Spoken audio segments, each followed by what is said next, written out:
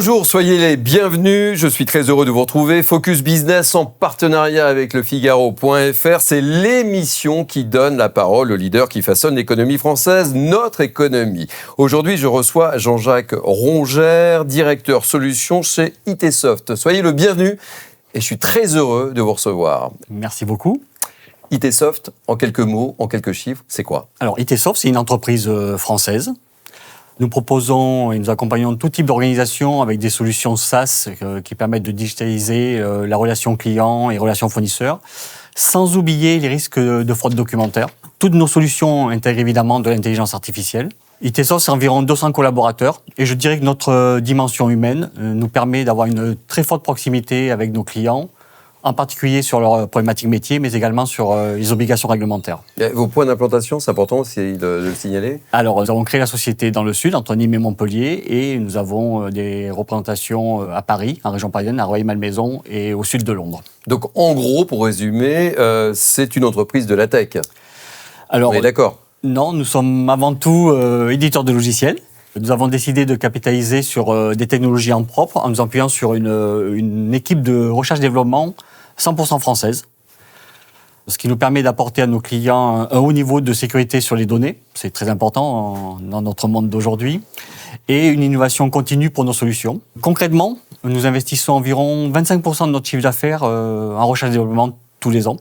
Nous travaillons aussi avec des laboratoires français, tels que Valconum et le L3I de l'Université de La Rochelle, afin d'apporter à nos clients les meilleures solutions, enfin la meilleure technologie, et accélérer leur transformation digitale. Alors, sur la pile des priorités des directions financières, elles sont nombreuses, ces priorités, et elle est assez fournie en obligations réglementaires. Il y a la réforme facture électronique en France. Les entreprises, est-ce que les entreprises sont prêtes ? On en parle depuis longtemps. Est-ce qu'elles sont prêtes ? Oui. Les entreprises ont compris que la réforme de la facture électronique n'était plus une option. La transition devient réalité. Les arbitrages pris et communiqués l'été dernier par l'administration ne font confirmer cette obligation.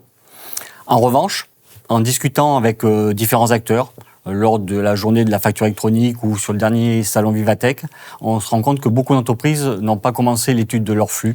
Or, c'est un point essentiel, bien cadrer son besoin pour réussir cette transition. Notre rôle chez ITsoft, c'est d'expliquer, d'accompagner, de décrypter les flux et les spécificités comptables de ces entreprises afin qu'elles fassent les bons choix technologiques, adaptent si besoin leur process et in fine choisissent les bons outils. Alors on n'a pas les entreprises, mais est-ce que l'administration est prête, elle ? Alors côté administration, ça avance vraiment. L'été dernier, encore une fois, l'administration fiscale a communiqué sur ses avancées suite à la plénière AFNOR du 16 juillet. Le portail public de facturation du PPF qu'on appelle est entré en production. La France est devenue autorité PayPal. Alors PayPal, c'est un réseau Je vais vous poser la question, c'est quoi ? de communication, on va dire, de normalisé pour échanger les données, notamment au niveau européen.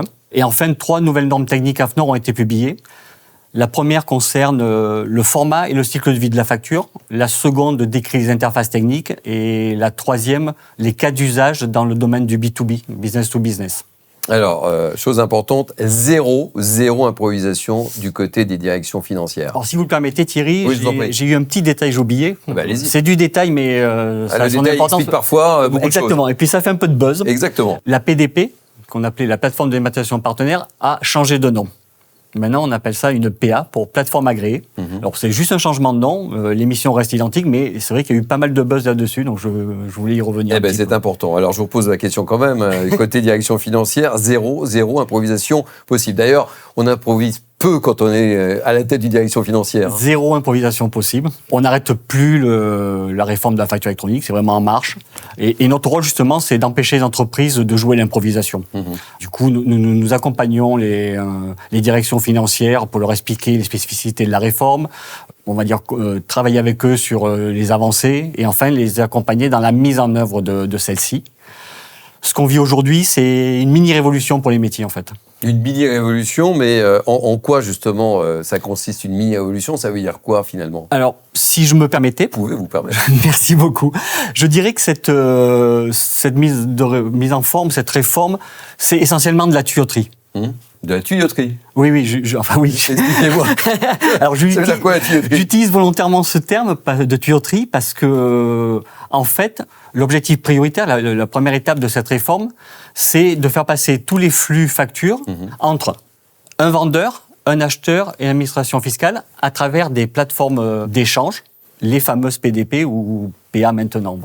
Donc ça reste un choix de plateforme en fait. Bon tuyau pour faire passer tous les flux factures. Voilà, on vulgarise. Hein, mais on vulgarise. La vraie révolution, elle se situe où précisément ? Alors, la vraie révolution, c'est la digitalisation du processus P2P, Procure to Pay. J'allais vous demander. Voilà, qui va de la commande jusqu'au paiement, et ça ne s'arrête pas seulement à la facture. C'est un processus métier qui est incontournable pour les directions financières. En digitalisant ce processus, il permet d'aller plus vite dans la gestion du processus comptable, de sécuriser les flux, et d'être plus agile sur l'évolution de process. OK. Et que peuvent espérer les entreprises en plus si elles digitalisent ce processus de bout en bout ? Alors, je dirais qu'en rentrant dans cette démarche, même si on se rend compte que beaucoup d'entreprises ne sont pas allées au bout de cette démarche, elles bénéficient de fait des avantages de ces processus digitaux qu'implique cette nouvelle réforme réglementaire, cette nouvelle obligation réglementaire, mais profitent aussi immédiatement des apports de la dématérialisation qui permettent d'aller plus loin dans la réduction des coûts, la maîtrise des délais de paiement, la traçabilité et le pilotage. Alors, on dit souvent qu'ITsoft a un positionnement atypique. Ça veut dire quoi, un positionnement atypique ? J'ai envie de savoir. Alors, Qu'est-ce que ça veut dire ? Qu'est-ce que ça veut dire ? Donc, ITsoft se positionne en tant que plateforme agréée, mais pas seulement. À travers notre solution ITsoft Streamline Invoices, nous proposons la première plateforme de traitement du dossier facture, client et fournisseur, en intégrant une plateforme agréée Plug and Play. Alors, vous allez accompagner toutes les entreprises sur tous les cas d'usage, c'est ça ? Oui, c'est notre objectif. C'est pas un peu, c'est totalement notre objectif. C'est totalement votre objectif. C'est totalement notre objectif. Proposer une solution qui, de fait, et bien sûr, va permettre de répondre aux obligations, cette nouvelle obligation réglementaire de la facturation électronique, mais qui en plus va permettre de traiter et de capturer tout flux ou document afférent à la facture complémentaire, enfin tous les documents qui sont en plus de la facture. Ouais, je comprends ce que vous voulez dire. Alors, Jean-Jacques Rongère, un conseil précieux pour les entreprises qui n'ont pas encore démarré justement cette transition si importante. En fait, j'en aurais 4. Le premier, c'est définissez bien le périmètre de votre projet en identifiant les spécificités liées à votre activité, comme par exemple des champs supplémentaires qui ne seraient pas forcément pris en charge dans la réforme, mais dont vous avez besoin vous. 2, vérifiez que votre plateforme agréée permet de bien les prendre en compte, de bien les traiter.